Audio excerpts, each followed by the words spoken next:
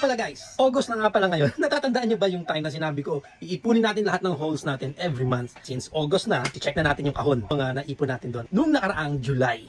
Ito na lahat ng July natin. So ito, meron tayo ditong He-Man 40th. Next, nandito yung ating Fortnite. Also have here si Groot. Uy, nandito rin yung ating Spawn. Nasin din tayo dito Jurassic Park hanggang. Uy, mga ghost face natin. Ito, tatlo to. Ito from Masters of the Universe. Ganda din nito.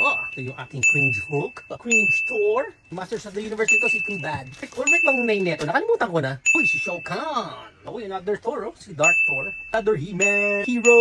Shadow Weaver. Tila. Si Beastman. Man-at-Arms. Nag-double ako ng Man-at-Arms ngayon. Siri. Si General Zod. Scarecrow. From Masterverse, si Hantara. And lastly, we have here yung dalawang He-Man natin.